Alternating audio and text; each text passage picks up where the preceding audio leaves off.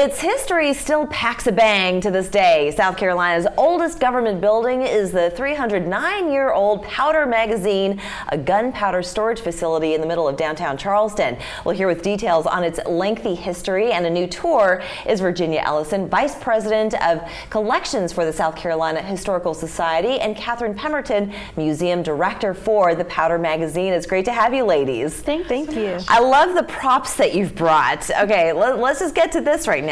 What are you packing here? I have brought a replica 18th century Charleville musket. All right, how does this thing work? We've been having some fun this morning with this, but tell us, how does this work? This is a flintlock musket, so it's pretty sophisticated for the 18th century. So you would load powder in the pan here with your powder horn and close it up. Make sure that this is cocked. You don't want to go off half cocked. Yes. You would use a cartridge in your pre-rolled cartridge bags, and those cartridges would have a musket ball and powder.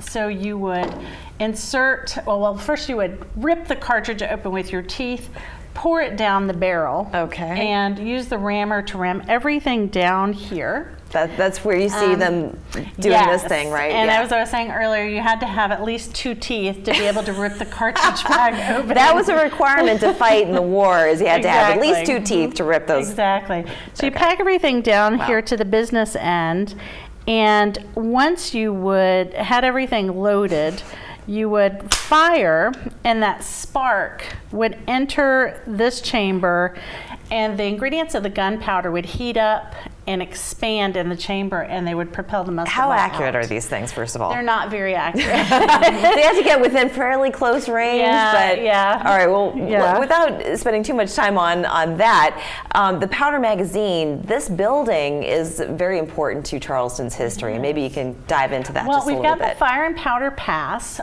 So we've got the Powder Magazine and also the South Carolina Historical Society's Fireproof building. So it's 2 museums on this combo ticket, and they're both really incredible buildings. The Powder Magazine was built in 1713. Amazing. So it's really one of the oldest buildings in Charleston. It housed gunpowder for a number of years.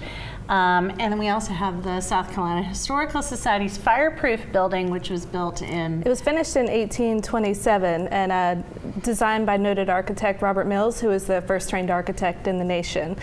He built many courthouses and churches throughout the East Coast as well as in South Carolina. And why is the Fireproof building so important to our history here? So it is one of the first fireproof buildings in America, and it also was built to house the city's records. So it's kind of one of the first government buildings, other than it's not the first. Powder Magazine was. What's it made out of that is fireproof? It's primarily mason, and then you have the copper roof. There is some wood floors in there, not on the first floor. Yeah. Anything but wood. So you mentioned the Revolution. Now we're going to be commemorating a very special mile marker in terms of the Revolution. Tell us a bit more about that. In the next few years, starting in 2026, we'll have the 250th anniversary of the American Revolution. And South Carolina played an incredibly important part in the American Revolution.